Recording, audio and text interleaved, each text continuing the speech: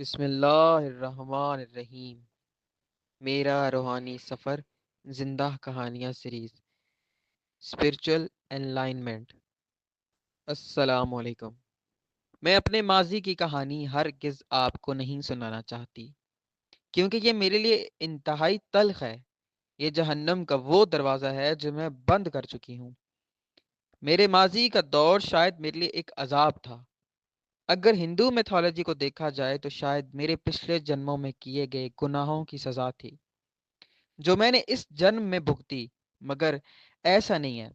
ہمارے گھر اور معاشرے کا ماحول ہمیں ویسا بنا دیتا ہے، ورنہ ہر بچہ اپنی فطرت پر معصوم اور محفوظ پیدا ہوتا ہے، اور اگر اسے فطرتی ماحول میسر آئے تو وہ ویسا بنے گا جیسا کہ پیدا کرنے والے خالق کی مرضی ہے۔ میں نے جب غور کیا تو مجھے بہت ساری سوسائٹیز میں، چاہے مغربی ہوں یا مشرقی، ہزاروں لاکھوں لوگ اپنے جیسے ہی نظر آئے۔ تو میں نے سوچا کہ اپنی کہانی بیان کی جائے تاکہ شاید کسی کا بھلا ہو جائے۔ میرا نام سرین ازازیل ہے۔ میرا نام سرین ازابیل ہے۔ میں پیرس فرانس کے ایک آزاد ماحول میں پیدا ہوئی ہوں۔ ماں باپ ساربون یونیورسٹی میں کلاس فیلوز تھے، محبت کی شادی کی، دونوں ہی فلسفے کے اسٹوڈنٹ تھے، حقیقی دنیا سے دور، خیالی معاشرے میں رہنے والے۔ جب شادی کے بعد محبت کا خمار کم ہوا تو حقیقی زندگی سے واسطہ پڑا۔ دونوں میں ذہنی اور نظریاتی فاصلہ بڑھ گیا۔ میں 4 سال کی تھی جب میرے والدین باہمی رضامندی سے الگ ہو گئے۔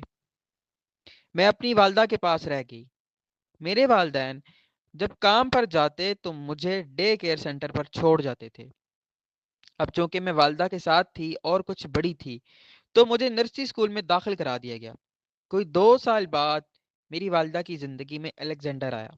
وہ ان سے عمر میں کچھ بڑا تھا اور ایک پروفیسر تھا۔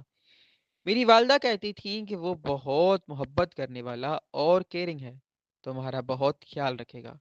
میری ماں اس دفعہ محتاط تھی۔ پہلے وہ ریلیشنز میں رہے، آخر 2 سال بعد انہوں نے شادی کر لی۔ الیگزینڈر میرا بہت خیال کرتا تھا، مجھے باہر گھمانے لے جاتا، ڈھیروں باتیں کرتا۔ میں اب بڑی ہو رہی تھی، مجھے اس کا ہاتھ لگانا عجیب سا لگتا تھا، کیونکہ مغربی سکولز میں سیکس ایجوکیشن دی جاتی ہے، اس لیے بچوں کو سمجھ بوجھ ہوتی ہے۔ لیکن وہ بڑا ہی فنکار اور باتیں گھمانے والا شخص تھا۔ میں نے ایک دو دفعہ ماں سے ذکر کیا لیکن انہوں نے پرواہ نہیں کی، کیونکہ وہ اس شخص کے سحر میں گرفتار ہو چکی تھی۔ ایک دفعہ ماں گھر نہیں تھی تو الیگزینڈر شراب پی ہوئے تھا۔ اس نے میرے ساتھ زبردستی کی۔ وہ کوئی نشہ وغیرہ بھی لیتا تھا اور میری ماں کو بھی اس نے عادی کیا ہوا تھا۔ وہ بہت ہلکی سی مقدار میں لیتے تھے۔ میری ماں نے میری کوئی پرواہ نہیں کی۔ اب تو الیگزینڈر کا جب جی چاہتا وہ میرے ساتھ جاتی کرتا۔ یقین جانے، آپ انٹرنیشنل رپورٹس نکال کر دیکھ لیجئے، ہمارے آزاد معاشرے میں ہر چوتھی پانچویں لڑکی بچپن میں سوتیلے باپ سوتیلے بھائی کی زیادتی کا شکار ہوئی ہے، یا جسمانی طور پر ہراساں کی جاتی ہے۔ یہی حال بچوں کا بھی ہے۔ میں کس کرب میں جی رہی تھی یہ میں ہی جانتی تھی۔ میں رات کو چیخ مار کر جاگ پڑتی تھی۔ الیگزینڈر اب مجھے بھی ہلکے مقدار میں نشہ دے دیتا، اور اسکول میں میری دوستی بھی ایسے لڑکوں اور لڑکیوں کے گروپ سے ہو گئی تھی۔ ہم رات کو چوری چھپے ڈانس کلب چلے جاتے تھے۔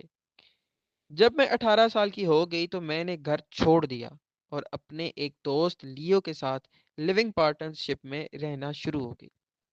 میں نے گریجویشن کے بعد تعلیم کو بھی خیر آباد کہہ دیا۔ میں ایک سٹور میں جاب کرتی تھی۔ ہم 5 دن خوب کام کرتے اور ویکنڈ پر خوب عیاشی اور نائٹ کلب جوا خانہ۔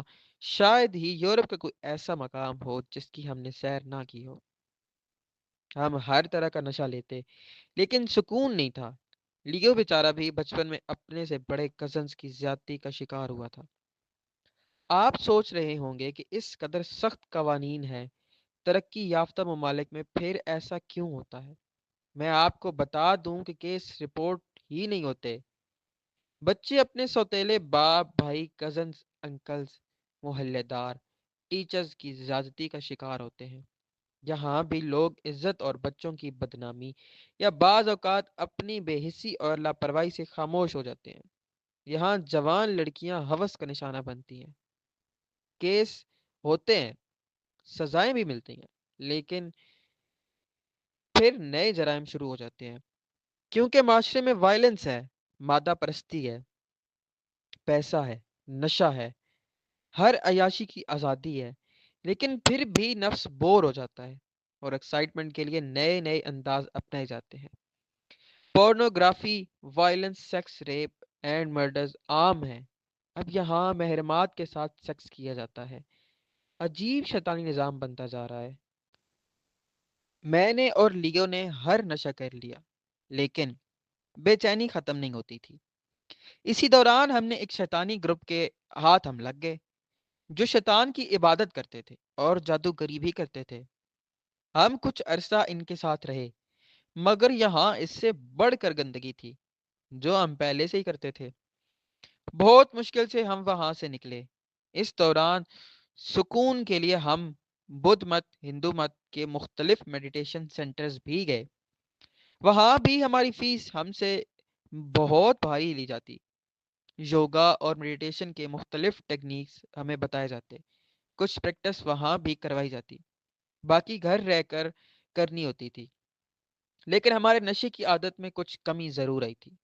وقتی سکون ملا، لیکن کچھ عرصہ بعد طبیعت بور ہو گئی، اور پھر وہی روٹین۔ ہم نے معاشرے میں جو ٹھوکریں کھائی تھیں، جو ہمارے بچپن کے ٹراما تھے، والدین کی عدم توجہ، محبت سے محرومی، وہ سب اس قدر تلخ تھا کہ برداشت نہیں ہوتا تھا۔ کئی دفعہ دل کرتا جاپانیوں کی طرح ہارا کاری یعنی خودکشی کر جائے۔ میں تو بزدل تھی، لیکن لیو نے ایک دفعہ اپنی نسیں کاٹ لی تھیں۔ میں اسے بر وقت ہاسپٹل لے گئی اور وہ بچ گیا۔ محترم ناظرین و سامعین، اس کہانی کا بقیہ حصہ اگلی آنے والی کے ساتھ میں پیش کیا جائے گا۔ تب تک کے لیے اپنا خیال رکھیے۔ اللہ حافظ۔